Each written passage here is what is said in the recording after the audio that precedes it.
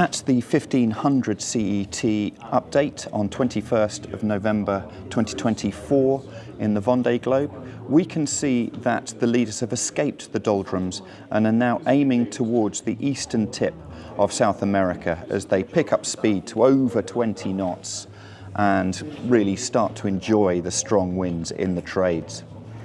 If we take a look down the rankings, we've got Thomas Ruyant, who has come out in the lead. That western position paid extremely well for him, with his stablemate Sam Goodchild on the other Venerable in second. Charlie Darlin on Massif is in third, always fast. Sebastian Simon there in fourth, Nicholas Lundven fifth, and then Justine Matreau, who is in sixth place and the top female sailor at the moment. The top 13 are all still within 100 nautical miles of each other, and Pip Hare and Medallia also took slightly western route, and that has paid very, very well for her. And so that it is that group of 13 with Thomas Ruyant at the head of the arrow, which is really just as they hurtle down towards the South Atlantic.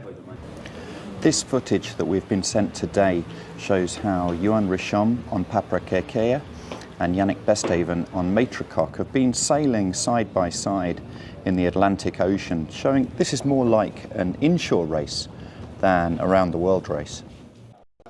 I'm here with Henri-Lloyd's Knut Frostad, who has got a huge amount of experience of the Atlantic and coming out of the Doldrums towards the equator.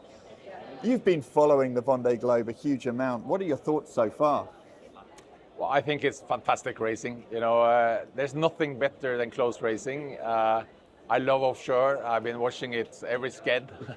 The excitement of the condensation and where the fleet get compressed like it's done now twice in these two belts of light air they have to pass. It makes the race a bit of a jeopardy, but it's still the best who can keep cool in those situations. And I just remember it resembles more of my old days when I started in the Whitbread days, when we actually parked up in the Doldrums. These super fast boats we have today, they seldom park up. But this time we had a bit of a parking lot twice, right? And that it just opens up so many opportunities, and you just know how you have to move and make your moves before you park. Because when you park, you can't go anywhere. And yeah, Thomas Ruyant obviously came out of this one really, really well, and now it's rich get richer when they get into the trades, and is reaching along towards more breeze, which is a beautiful place to be. And it's a horrific, terrifying place to be in the back. I still remember those days when you just couldn't eat because your stomach is just like turning inside out of anger when you sit and watch someone in front of you going into the beauty place where gold is even golder. So yeah, it's super exciting. I think it's been a fantastic race so far. The whole fleet is there, and so many competitive sailors. Just incredible. I mean, who knows who's going to win this? It's very hard to predict. We've already seen the 24-hour race broken twice, once by Nicholas Lundven and then by Johan Richom. Do you think it's going to go again? I mean, it should go again, right? Because when you want to do more than 500 miles in a day, you need a long stretch of water. You need the right waves, and it's not easy to do that way they did it. Like, it's almost surprising that he could find 550 miles of water that he could do the record in.